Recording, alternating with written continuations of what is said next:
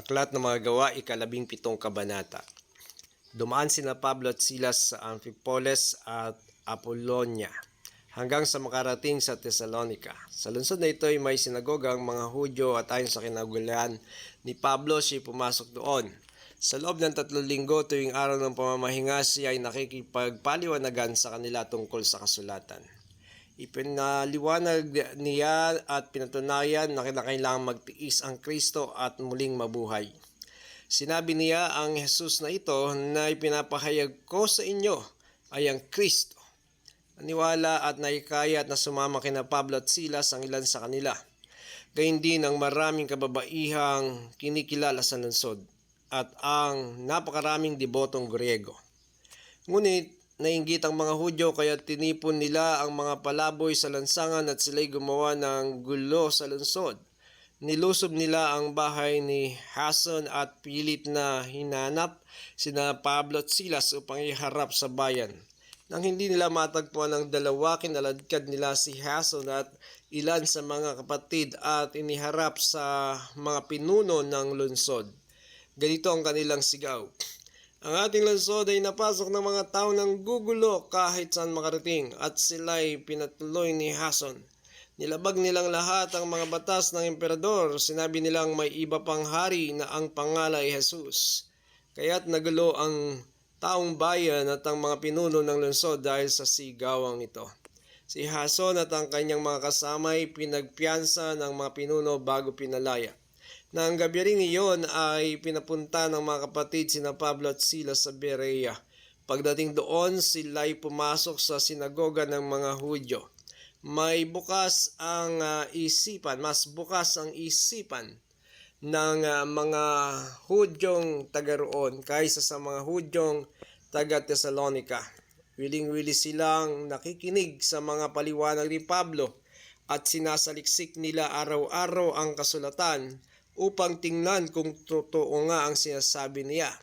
Sumampalataya ang maraming Hudyo roon, gayon din ang mga Griego, pawang mga lalaki at mga babaeng kilala sa lipunan.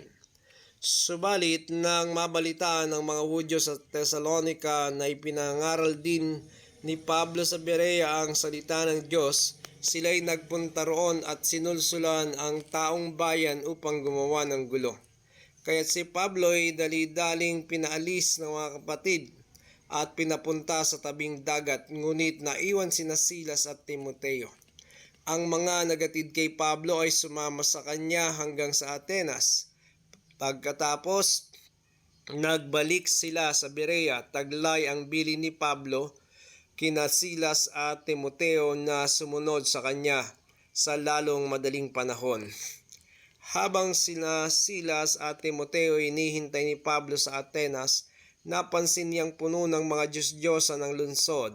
Labis niyang ikinalungkot iyon, kaya nakipagpaliwanagan siya sa loob ng mga sinagoga roon sa mga Hudyo at sa mga debotong tao at sa sinumang nakatagpo niya sa diwasang bayan araw-araw.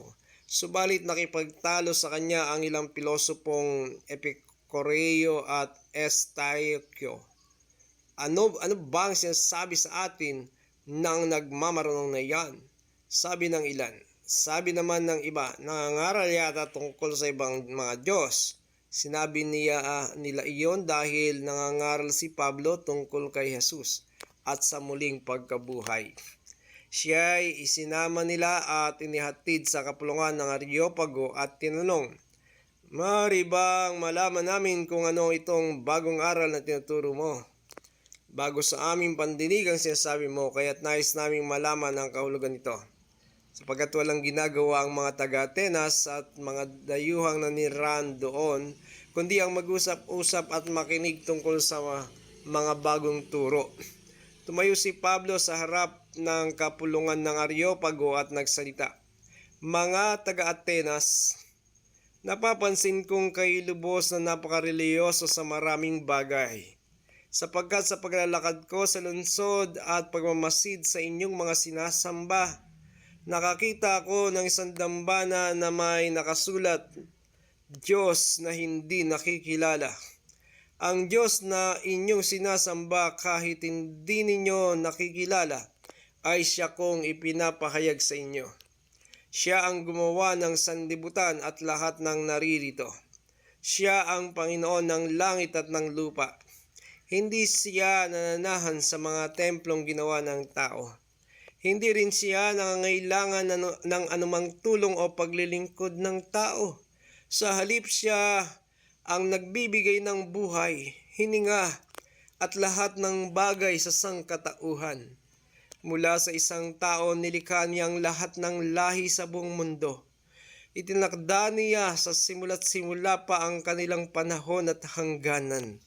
Ginawa niya iyon upang hanapin nila ang Diyos. Baka sakaling sa kanilang paghahanap siya ay matagpuan nila. Ang totoo, hindi naman siya talagang malayo sa bawat isa sa atin, sapagkat hawak niya ang ating buhay, pagkilos at pagkatao. Tulad ng sinasabi ng ilan sa inyong mga makata, tayo nga'y mga anak niya. Sapagkat tayo'y mga anak ng Diyos, huwag nating akalaing siya ay tulad lamang ng mga larawang ginto, pilak o bato na pawang likha ng isip at kamay ng tao. Sa mga nagdaang panahon ay hindi pinansin ng Diyos ang di pagkilala sa Kanya ng mga tao. Ngunit ngayon ay inutos niya sa lahat ng tao sa bawat lugar na magsisitalikuran ang kanilang masamang pamumuhay. Sapagkat itinakda na niya ang araw ng paghukom sa sanlibutan. At ito'y buong katarungan niyang gagawin sa pamamagitan ng isang tao na kanyang hinirang. Pinatunayan niya ito sa lahat ng ang taong iyon ay kanyang muling binuhay. Nang marinig nila ang sinasabi ni Pablo tungkol sa muling pagkabuhay, tinuya siya ng ilan, sinabi naman ng iba, nais naming mapakinggan kang muli tungkol dito. At iniwan ni Pablo ang mga tao. Mailang naniwala sa kanya at nanalig sa Diyos. Kabilang dito sina Dionisio na kaanib ng kapulungang tinatawag na Areopago, isang babaeng nangangalang Damaris at marami pang iba.